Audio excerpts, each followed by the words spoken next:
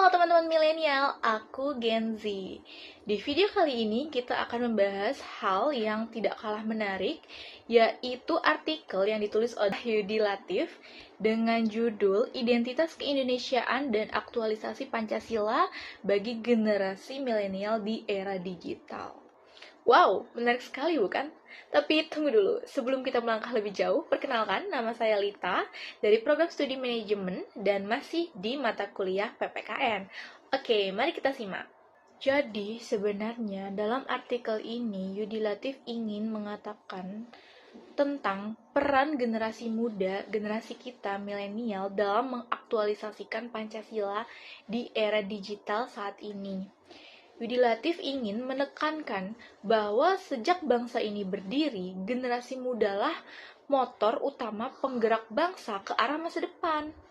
Bedanya, dulu mereka membangun ekosistem kebangsaan yang puncaknya adalah Sumpah Pemuda.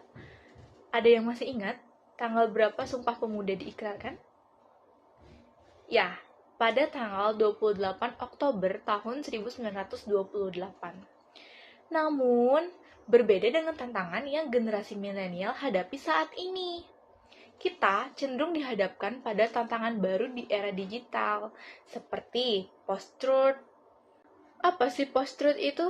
Post-truth adalah di mana opini, asumsi, dan persuasi jauh lebih penting daripada fakta. Kemudian ada tantangan kesenjangan global, ada otomatisasi pekerjaan, peralihan tenaga kerja manusia menjadi mesin atau komputisasi, kemudian ada krisis identitas, ada migrasi atau perpindahan, gak hanya perpindahan penduduk aja, tapi juga perpindahan tenaga kerja maupun pengungsi. Lalu ada juga arus informasi digital yang cepat, tapi gak selalu akurat atau berita hoax. Nah, dalam situasi seperti ini, generasi milenial berpotensi kehilangan kemudaan mereka.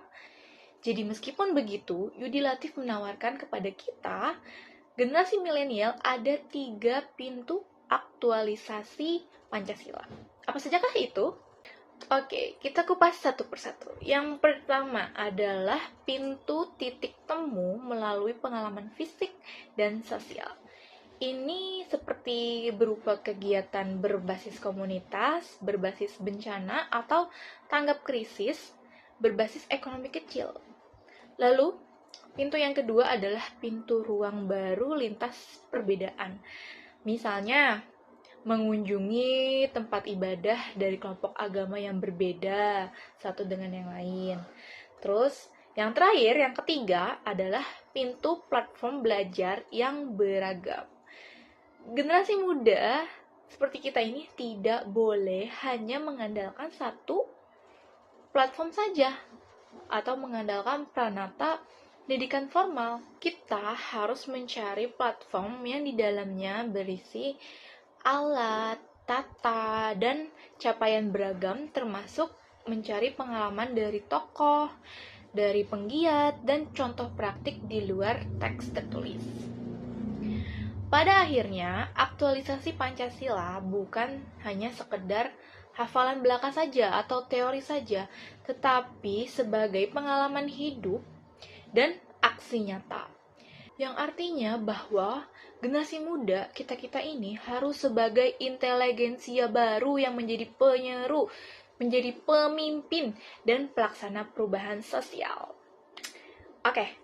Komentar yang bisa saya berikan adalah bahwa artikel ini sangat relate ya, sangat konkret untuk kondisi Indonesia sekarang, terkhusus di tengah gencarnya arus informasi digital yang seringkali menimbulkan perpecahan apabila tidak dilakukan dengan bijaksana.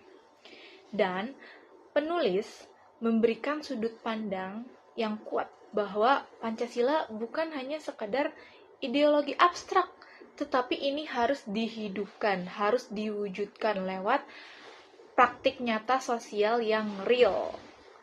Dan mengenai gagasan 3 pintu utama tadi bisa memberikan arah positif tentang bagaimana nilai-nilai Pancasila dapat diimplementasikan dalam kehidupan generasi muda.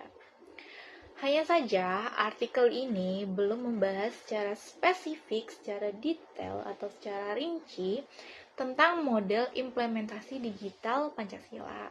Contohnya seperti cara memanfaatkan media sosial sebagai ruang sharing atau edukasi, lalu gerakan literasi digital, dan lain sebagainya.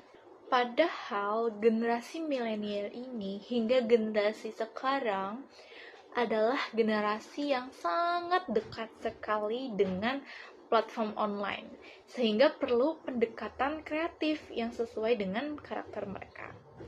Tapi, meskipun begitu, artikel Yudi Latif ini berhasil menegaskan pesan penting bahwa masa depan sangat bergantung pada kita generasi mudanya. Baik, sekian dari saya dan terima kasih.